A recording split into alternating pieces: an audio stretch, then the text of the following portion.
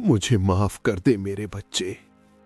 मैं तुझे मार नहीं सकता, लेकिन मैं तुझे अपने हाथों से अपना कातिल भी नहीं बनने दे सकता।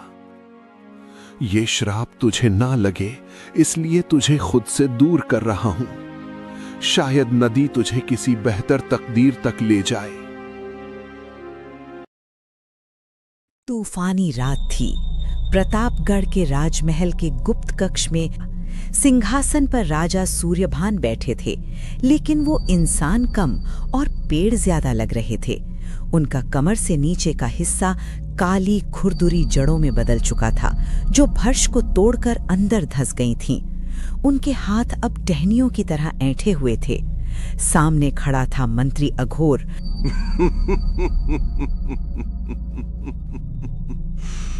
महाराज सूर्यभान, जरा खुद को देखो। ना तुम जिंदा हो न मुर्दा, बस एक सजावट का पेड़ बनकर रह गए हो। वन देवता का शाप अब तुम्हारी गर्दन तक आ गया है। तुम्हारी नसों में खून नहीं, अब गोंद बह रहा है। पानी, मुझे पानी दो। मेरा गला सूख रहा है, मेरी नसें टहनियां बन रही हैं। पानी? महाराज को पानी नहीं, खाद चाहिए। देखो अपनी हालत सूर्यभान। वन देवता का श्राप अब तुम्हारी छाती तक आ गया है। कुछ ही दिनों में तुम पूरी तरह एक मुर्दा पेड़ बन जाओगे। अघोर, मुझे मार डालो। मुझे इस नर्क से आजाद करो। मार दूं? नहीं, भविष्यवाणी याद है? बेटा ही पिता को काटेगा। मैंने तुम्हारे बेटे को तो 25 साल पहले ही नदी में फेंकवा दिया था। अब न बेटा आएगा न तुम कटोगे। तुम बस यहीं सरोगे और राज मैं करूंगा। ये अघोर की हंसी गूंजती रही और राजा पत्थर की तरह जमते गए। महल के बाहर रात बीत गई और सूरज की पहली किरण एक दूर दराज गांव पर पड़ी। महल की साजिशों से अनजान रामपुर गांव में सुबह की ताजगी थी। जंगल के बीचों बीच कुल्हाड़ी चलने की आवाज आ रही थी। आज धूप बहुत तेज है, बस ये आखिरी गट्ठर और काट लूं, फिर काका के लिए दवा लेकर घर जाऊंगा। वो कल रात से बहुत खास रहे हैं। ये रुद्र था, 25 साल का गठीला नौजवान। वो अपनी कुल्हाड़ी से एक सूखे पेड़ को काट रहा था। रुद्र बेटा, बेटा रुक जाओ। आज पक्षी बहुत खामोश हैं और जंगल आज कुछ ठीक नहीं लग रहा है। घर जाओ बेटा। तुम्हारे दादाजी का तबीयत भी कुछ ठीक नहीं लग रहा था आज।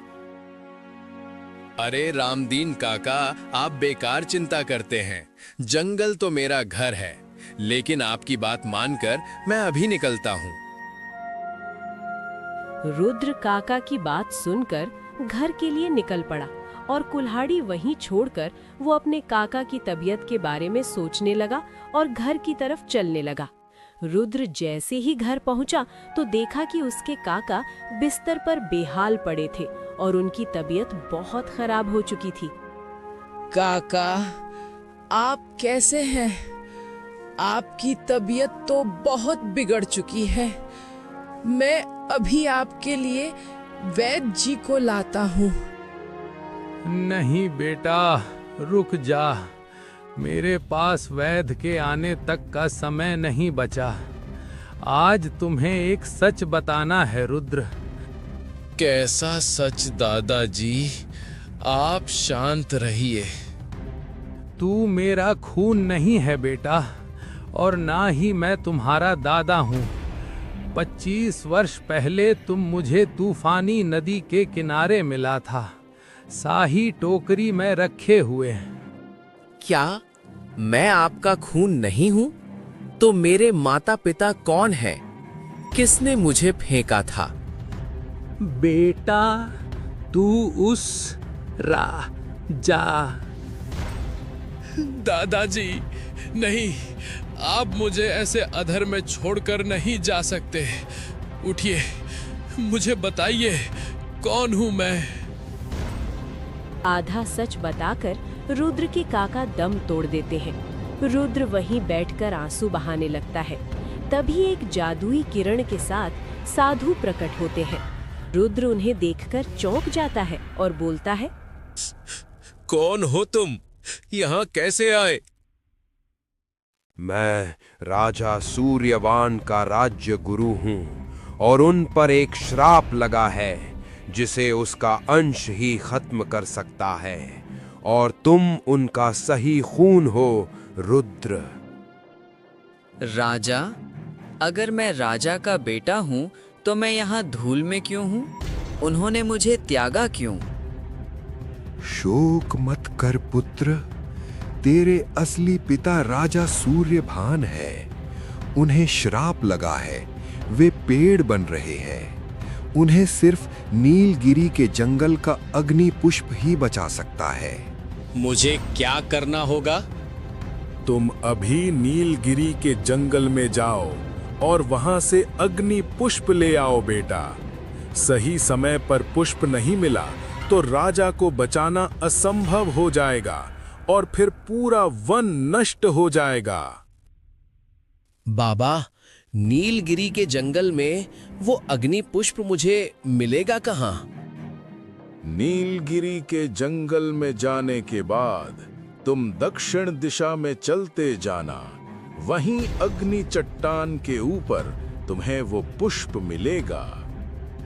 ठीक है बाबा, मैं जाऊंगा अग्नि पुष्प लेने। रुद्र नीलगिरी के जंगल में निकल पड़ता है। कई मुसीबतों का सामना करके आखिरकार वो अग्नि पुष्प के पास पहुंचा।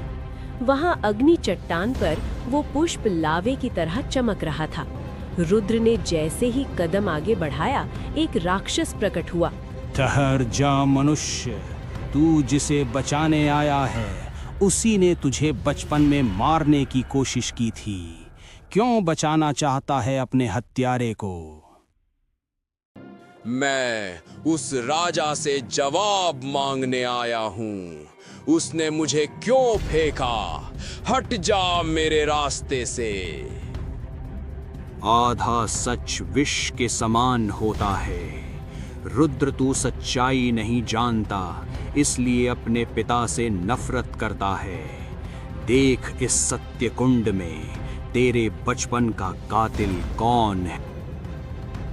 राक्षस ने एक जादुई आग के कुंड में रुद्र को 25 वर्ष पहले का दृश्य दिखाने लगा। राजा हाथ में एक भाले को लेकर मंत्री अघोर के साथ जंगल में घूम रहे थे। अघोर, आज इस जंगल का सबसे बड़ा शिकार मेरा होगा। तभी उन्हें एक हिरण दिखा। राजा ने भाला हिरण की तरफ फेंका, लेकिन हिरण भाग निकला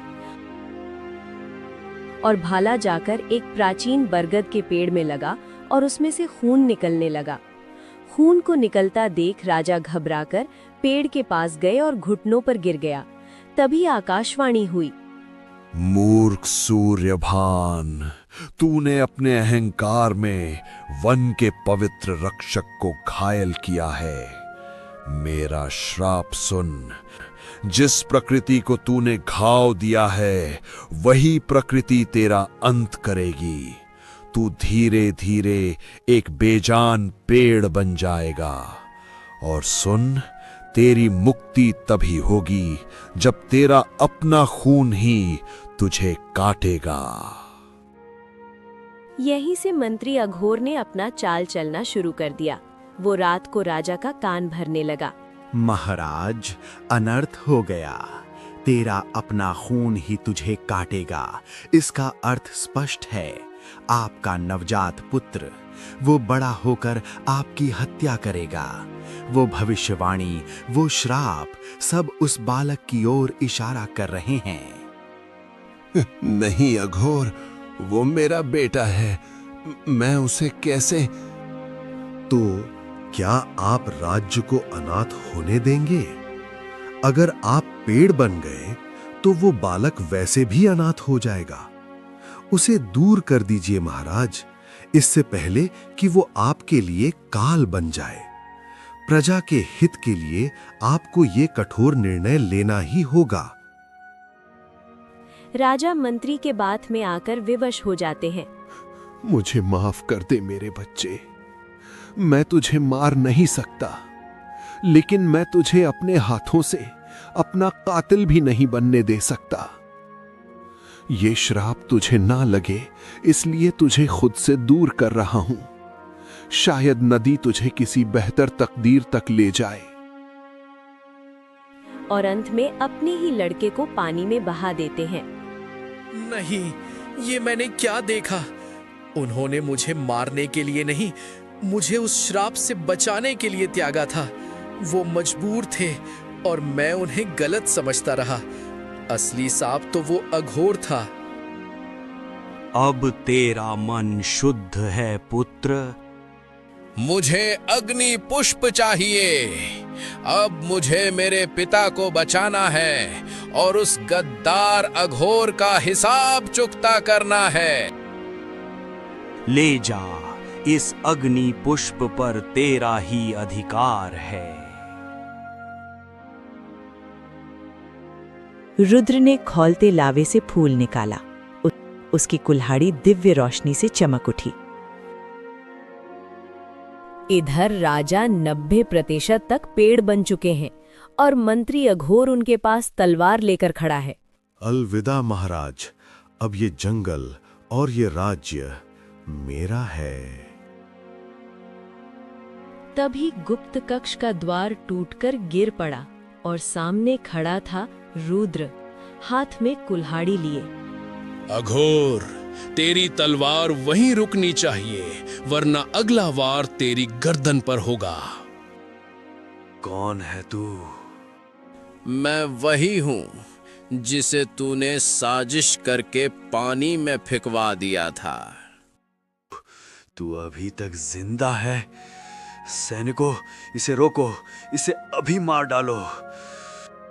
रुद्र ने एक ही बार में सैनिकों को धूल चटा दिया और फिर राजा के पास गया और बोला, पिताजी, वन देवता ने कहा था बेटा पिता को काटेगा। दुनिया को लगा कि मैं आपकी हत्या करूंगा, लेकिन मैं आपको नहीं, आपके ऊपर चढ़ी इस मौत की छाल को काटूंगा। मैं इस शाप को जड़ से काटूंगा। जैसे ही रुद्र ने उसे जलते हुए कुल्हाड़ी से उनके तने पर वार किया तो एक तेज रोशनी हुई और राजा का पेड़ बन शरीर ठीक हो गया। मेरे बच्चे, तुमने भविष्यवाणी बदल दी। तुमने अपने पिता को काटा भी और जिलाया भी। मुझे माफ कर दीजिए पिताजी, मैंने आपको गलत समझा। आप मुझे नदी में ना बहाते तो आज मैं आपको बचाने के लिए जिंदा ना होता। सैनिकों, उस गद्दार को बंदी बना लो।